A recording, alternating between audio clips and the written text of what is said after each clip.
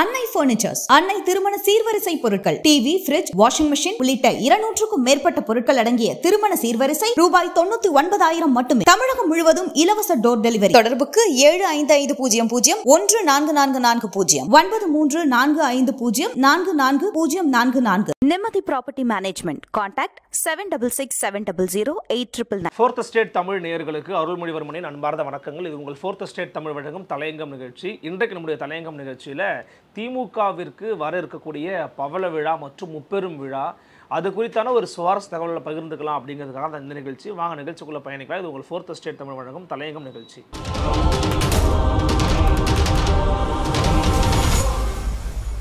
MRL Realty's Nature's Enclave Coastal Heaven theme-based resort villa plots ECR. மாதம் 10,000 வரை assured rental income. Lifetime free stay at resort. 30க்கும் மேற்பட்ட வசதிகளுடன். Call 9962888888.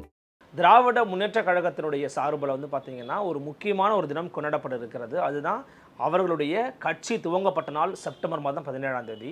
அது மட்டும் இல்லாமல் திராவிட இயக்கத்தினுடைய ஆளுமைகளாக திமுகவினுடைய முன்னத்தியர்களாக அறியப்படக்கூடிய ஐயா பெரியாருடைய பிறந்தநாளும் செப்டம்பர் 17 தான். அதே போல் வந்து பார்த்திங்கன்னா தமிழ்நாட்டு மக்களால் அன்போடும் பாசத்தோடும் அழைக்கப்படக்கூடிய அண்ணா அப்படின்னு சொல்லக்கூடிய நபரான பேரறிஞர் அண்ணாதுரை அவர்களுடைய பிறந்த நாளும் செப்டம்பர் மாதம் 15ஆம் தேதி வந்து நம்ம நேற்று வந்து பார்த்தோம். ஸோ செப்டம்பர் 15 அண்ணாவினுடைய பிறந்தநாள், 17 பெரியாரோட பிறந்தநாள், அதே செப்டம்பர் 17 திமுக துவங்கப்பட்ட நாள். இந்த துவங்கப்பட்ட நாளோடு சேர்ந்து 75 ஆண்டுகள் வந்து நிறைவடைகிறது.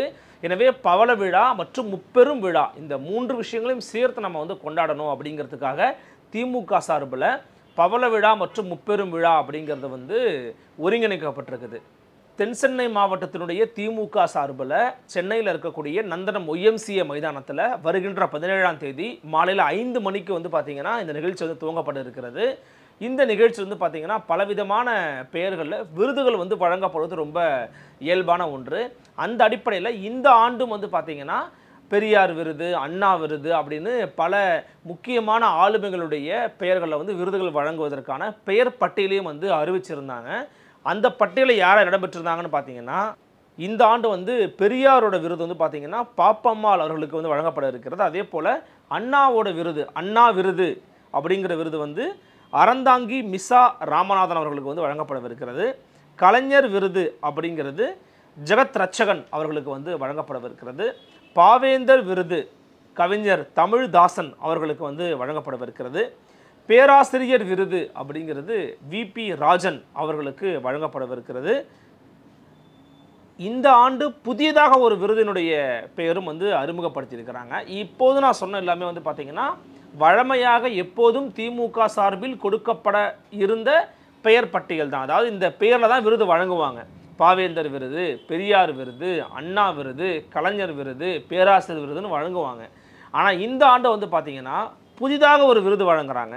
அது என்னன்னா MK ஸ்டாலின் விருது அப்படிங்கிறத அறிவிச்சிருக்கிறாங்க. இந்த MK ஸ்டாலின் விருது யார் வாங்குறாங்கன்னு பார்த்தீங்கன்னா SS பழனிமாணிக்கம் அப்படிங்கிறவர் வந்து வாங்குறாரு. அவர் திமுகவில் இருக்கக்கூடிய ஒரு முக்கியமான அறியப்பட்ட முகம், உங்கள் எல்லாருக்குமே தெரிந்த ஒரு நபர் தான். ஏன் இந்த MK ஸ்டாலின் அப்படிங்கிற விருதை SS பழனிமாணிக்கத்துக்கு வந்து கொடுத்துருக்குறாங்கன்னு பார்த்தீங்கன்னா ஒரு கடும் அதிருப்தியில் மனிதன் வந்து இருந்திருக்கிறாரு. என்ன காரணம்னா அவருக்கு இந்த முறை வந்து பார்த்திங்கன்னா சீட்டும் கூட வந்து வழங்கப்படலை. கட்சியில் லோக்கலில் வந்து தனக்கான ஒரு அதிகார பலமோ அதிகார மையமாகவோ நாம் இல்லை அப்படிங்கிற ஒரு ஏக்கமும் ஒரு அனுதாபமும் வந்து பார்த்திங்கன்னா SS பழனிமாணிக்கத்துக்கு இருந்திருக்குது. அதை சரி கட்டணும்னு தலைமை நினச்சிருக்கிறாங்க. அதன் காரணமாக இவருடைய முதலமைச்சருடைய பெயரிலே ஒரு விருது அவருக்கு வழங்கிட்டோம் அப்படின்னா ஓரளவு அவர் சரி கட்டலாம் அப்படின்னு நம்பியிருக்கிறதாகவும் அதன் காரணமாகத்தான் SS பழனிமாணிக்கத்துக்கு MK ஸ்டாலின் விருதை வந்து வழங்குறாங்க அப்படின்னும் அரசியல் பார்வையாளர்கள் தங்களுடைய கருத்துக்களை முன் வச்சிருக்கிறாங்க. 1949ஆம் ஆண்டு பெரியாரோடு ஏற்பட்ட பிணக்கின் காரணமாக அந்த திக திராவிடர் கழகம் அப்படிங்கிற கழகத்திலிருந்து விடுபட்டு தான் திராவிட முன்னேற்ற கழகம் அப்படிங்கிற ஒரு கட்சியை அறிஞர் அண்ணா அவர்கள் 17/9/1949ஆம் ஆண்டு வந்து துவங்கி வைக்கிறாங்க. அந்த நாள் வந்து பார்த்திங்கன்னா பெரியாரோட பிறந்த நாளாக வந்து அமைந்திருந்தது. இந்த திமுக கழகம் அப்படிங்கிற இயக்கமானது தமிழ்நாடு முழுவதும் கிளை பரப்பி வேர் பரப்பி மக்களோடு மக்களாக அவர்களுக்காக நின்று பலவிதமான விஷயங்கள் வந்து பண்ணியிருக்கிறாங்க. அவர்களுடைய அரசியல் பாரம்பரியம் அப்படிங்கிறது ரொம்ப நீண்ட நெடிய வரலாறுகளை வந்து தன்னகத்தே கொண்ட ஒரு விஷயமாக இருக்கிறது. அந்த திமுக கழகம் இந்த முறை இன்னைக்கு 75 ஆண்டுகள் நிறைவு பண்ணி பவள விழாவை கொண்டாடுவதன் காரணமாக தமிழ்நாடு முழுக்க இருக்கக்கூடிய அவர்களுடைய கட்சியினுடைய கொடிக்கம்பங்கள் எல்லாம் புதுப்பித்து புதிய கொடிக்கம்பங்களை எல்லாம் புதுப்பித்து புது கொடிகளையும் வந்து ஏற்றி வைத்திருக்கிறாங்க. அதுக்கு தயார் நிலையில் வச்சிருக்கிறாங்க. காரணம் என்னன்னா, ஒரு பவள விழாவை கொண்டாட போறோம்னா புது கொடிகளையும் வந்து ஏற்றி வச்சிருக்கிறாங்க. என்ன ஒரு பியூட்டி அப்படின்னா, முதல் முறையாக இந்திய அரசியல் வரலாற்றிலேயே முதல் முறையாக ஒரு கட்சி அங்கீகாரம் பெற்ற பிறகு பெறப்பட்ட ஒரு சின்னத்தை அரை நூற்றாண்டுக்கும் மேலாக அப்படியே தன்னகத்தே வைத்திருக்கக்கூடிய ஒரு கட்சி இந்தியாவில் இருக்குது அப்படின்னா அது திராவிட முன்னேற்ற கழகம் தான் சொல்றாங்க. இந்த உதயசூரியன் அப்படிங்கிற சின்னத்துக்கு பின்னாடி ஒரு சுவாரஸ்யமான வரலாறும் உண்டு. அந்த வரலாறு என்னன்னு பார்த்தீங்கன்னா, இந்த உதயசூரியன் சின்னம் அப்படிங்கிறது திமுக கழகத்திற்கு முன்னாடி யார்கிட்ட இருந்துச்சு அப்படின்னு பார்த்தீங்கன்னா, முன்னாள் அமைச்சர் கோவிந்தசாமி படையாச்சி அவர்கள்ட்ட தான் வந்து இந்த உதயசூரியன் அப்படிங்கிற சின்னம் இருந்துச்சு. 1948ஆம் ஆண்டு வன்னியகுல சத்திரியர் அப்படிங்கிற ஒரு இயக்கத்தை ஒரு அமைப்பை வந்து துவங்கி இருந்தார் கோவிந்தசாமி படையாச்சி. பின்னர் அதே அமைப்பு தான் வந்து பார்த்தீங்கன்னா தமிழ்நாடு உழைப்பாளர் கட்சி அப்படிங்கிற பெயரில் 1951ஆம் ஆண்டு வந்து மாறுகிறது. அந்த தமிழ்நாடு உழைப்பாளர் கட்சியினுடைய தலைவராக ராமசாமி படையாச்சி அவர்களும் செயலாளராக கோவிந்தசாமி படையாச்சி அவர்களும் வந்து நியமிக்கப்பட்டாங்க. இந்த தமிழ்நாடு உழைப்பாளர் கட்சி விடுதலை பெற்ற இந்தியாவினுடைய முதல் பொது தேர்தலான 1952ஆம் ஆண்டு தேர்தலில் போட்டி போட்டு ஒட்டுமொத்தமாக 15 சட்டமன்ற தொகுதிகளையும் 6 நாடாளுமன்ற தொகுதிகளையும் வென்றது. அந்த நேரத்தில் அந்த கட்சி எந்த சின்னத்தில் போட்டி போட்டாங்கன்னு பார்த்தீங்கன்னா சேவல் சின்னத்தில் போட்டி போட்டிருந்தாங்க. அதன் பிறகு வந்து பார்த்தீங்கன்னா அந்த சைமல்டேனியஸாக அந்த டைம் பீரியடில் வந்து பார்த்தீங்கன்னா திமுக அப்படிங்கிறது ஒரு இயக்கமாகத்தான் இருந்துக்கிட்டு இருந்துச்சே தவிர ஒரு அரசியல் கட்சியாக தேர்தல் அரசியலில் போட்டி போடக்கூடிய ஒரு இயக்கமாக அவங்க வந்து மாறலை. அந்த நேரத்தில் கோவிந்தசாமி படையாச்சி வந்து பார்த்தீங்கன்னா திமுகவிலையும் வந்து தன்னுடைய களப்பணியை வந்து மேற்கொள்கிறார், அவங்களுடைய வந்து பழகிறாரு. இன்னொரு பக்கம் வந்து பார்த்தீங்கன்னா ராமசாமி படையாச்சியார் வந்து காங்கிரஸ் கூடயும் வந்து பழகிறாரு, காங்கிரஸ்லையும் வந்து அவர் சில வேலைகளை வந்து பார்த்துக்கிட்டு இருந்தார். முக்கியமாக காங்கிரஸில் அசோசியேட் மெம்பராகவும் வந்து செயல்பட்டுக்கிட்டு இருந்தார். இந்த நேரத்தில் 1954ஆம் ஆண்டு தன்னுடைய கட்சியை முழுமையாக கலைச்சிட்டு அவர் நேரடியாக என்ன பண்ணுறாருன்னா காங்கிரஸ்லேயே போய் சேர்ந்துடுறாரு. அது மட்டும் இல்லாமல் காமராஜர் ஐயா தலைமையிலான ஆட்சியில் அமைச்சராகவும் ஆகிறார் ராமசாமி படையாச்சி. அப்போ என்ன பண்ணுறாருன்னா அதே நாளில் உழவர் கட்சி அப்படிங்கிற ஒரு கட்சியை வந்து ஆரம்பிக்கிறாரு. இங்கே என்ன நடக்குதுன்னு பார்த்தீங்கன்னா அண்ணாவினுடைய மதிநுட்பம் வந்து வேலை செஞ்சுருக்குதுங்க. எப்படின்னா அண்ணா அவர்கள் வந்து பார்த்தீங்கன்னா கோவிந்தசாமி படையாச்சிக்கு ஒரு ஐடியா கொடுக்குறாரு. என்ன ஐடியா கொடுக்குறாருன்னு பார்த்தீங்கன்னா, நீங்கள் இந்த நேரத்தில் அவர் கட்சி கழிச்சிட்டாருங்க, நீங்கள் வேறு ஒரு பெயரில் கட்சி ஆரம்பிங்க. ஸோ உழவர் கட்சின்னு அவர் வந்து கட்சி ஆரம்பிக்கிறாரு. அதே போல் சேவல் சின்னத்தில் நீங்கள் போட்டிட்டு இருந்தீங்க, சேவல் சின்னத்தை விட்டுருங்க, வேற சின்னத்தை நீங்கள் கேட்டு பெறுங்க அப்படின்னு சொல்லி அதற்கான ஒரு ஐடியாவும் வந்து கொடுக்குறாரு. அந்த அடிப்படையில் தான் கோவிந்தசாமி படையாச்சி நடத்தி வந்த உழவர் கட்சிக்கு தேர்தல் ஆணையத்தால் ஒதுக்கப்பட்ட சின்னம் தான் வந்து உதயசூரியன் சின்னம். அப்போது நடைபெற்ற உள்ளாட்சி தேர்தலில் உழவர் கட்சியின் சார்பாக போட்டியிட்ட பல பேர் உதயசூரியன் சின்னத்தில் போட்டி போட்டு வெற்றி பெற்றிருந்தாங்க.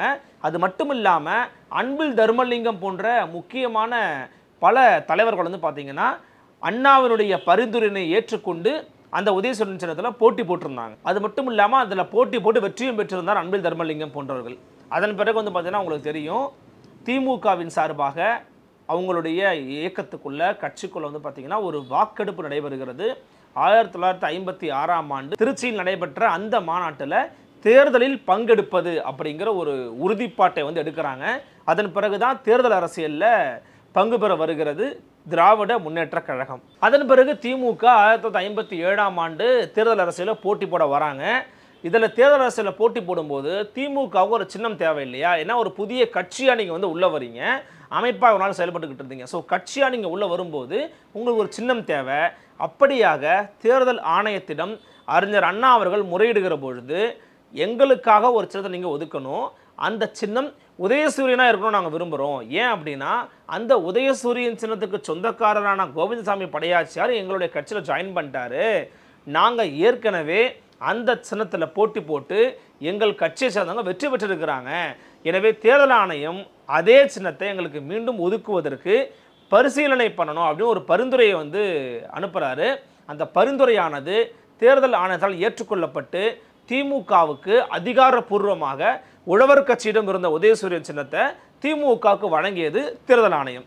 இதுதான் உதயசூரியன் சின்னம் அப்படிங்கிறது எப்படி திமுகவுக்கு வந்துச்சு அப்படிங்கிறதுக்கான ஒரு சின்ன பேக்ரவுண்ட். இப்படியாக திமுகவிற்கு கிடைக்கப்பெற்ற அந்த உதயசூரியன் சின்னமானது இதோ இப்போ 75 ஆண்டுகள் ஆகிட்டது. இந்த 75 ஆண்டுகளில் எந்த விதமான சிக்கலும் இல்லாமல் அவங்களே வச்சிருக்கிற மாதிரி தன்னகத்தை கொண்டிருக்கிற மாதிரியான தங்களுடைய கட்சியின் செயல்பாடுகள் மூலமாக அதை வந்து தக்க வச்சிருக்கிறாங்க அப்படின்னு தான் நம்ம சொல்லணும். அதற்கு வந்து ஒரு மிகப்பெரிய ஒரு திறன் தேவை, அதுக்கு ஒரு ஆற்றல் தேவை, களப்பணி தேவை, மக்களுடைய செல்வாக்கு அப்படிங்கிறது தேவை. அதை தன்னகத்தை வைத்திருப்பதன் காரணமாகத்தான் இந்த சின்னத்தை வந்து தக்க வச்சிருக்கிறாங்க திமுக அப்படிங்கிறதுல எந்த விதமான மாற்று கருத்தும் கிடையாது. அது மட்டும் இல்லாமல் 57 துவங்கப்பட்ட கட்சி 67 ஆட்சிக்கு வருது. மிகப்பெரிய ஒரு கட்சியான காங்கிரஸ் கட்சி அப்படிங்கிறது நடுவண் அரசிலையும் இருக்கிறாங்க, மாநிலங்களையும் பரவி இருந்தாங்க. அப்படிப்பட்ட ஒரு தேசிய கட்சியை வீழ்த்தி விட்டு ஆட்சிக்கு வந்த திமுக அதன் பிறகு காங்கிரஸை தமிழ்நாட்டில் ஆளவே விடாமல் ஆளவே முடியாத ஒரு நிலைக்கு கொண்டு போயிருக்கிறாங்க. அப்படின்னா அது திமுக மற்றும் அதிமுக 2 மாநில கட்சிகளுடைய வளர்ச்சி தான் காரணம் அப்படிங்கிறத பார்க்க முடிகிறது. அந்த அடிப்படையில் திமுக பண்ண அந்த வேலை 67ல் ஒரு தேசிய கட்சியை வீழ்த்திட்டு ஆட்சிக்கு வந்த பிறகு இப்போது வரைக்கும் தமிழ்நாட்டில் எந்த தேசிய கட்சியாலையும் ஆட்சியை பிடிக்க முடியாத ஒரு சூழல் தான் நிலவிக்கிட்டு இருக்கிறது. அதனால் இன்னைக்கு திமுக கொண்டாட இருக்கக்கூடிய இந்த பவள விழா மற்றும் முப்பெரும் விழா அப்படிங்கிறது ரொம்ப ஒரு முக்கியத்துவம் வாய்ந்த விழாவாக பார்க்கப்படுகிறது அவங்களுடைய கட்சிக்காரங்களுக்கு. அதே சமயம் அந்த கட்சி வந்து இவ்வளவு நாள் இருக்குது அப்படின்னா அதுக்கான சின்னமும் ஒரு காரணமாக இருந்தது. அந்த சின்னத்தை வந்து அவங்க எப்படி பெற்றாங்க, எப்படி அவங்களுக்கு அது கிடைச்சது, எப்படி அதை கொண்டு போய் சேர்த்தாங்க அப்படிங்கிறதுக்கான ஒரு விளக்கத்தையும் கொடுக்கலாம் அப்படிங்கிறதுக்காக தான் இந்த காணொலி. உங்களுடைய எண்ணங்கள் என்ன அப்படிங்கிறத கமெண்ட் செக்ஷனில் பதிவு பண்ணுங்கள். மற்றும் ஒரு தலைமை நான் உங்களுக்கு சந்திக்கிறேன். நன்றி, வணக்கம்.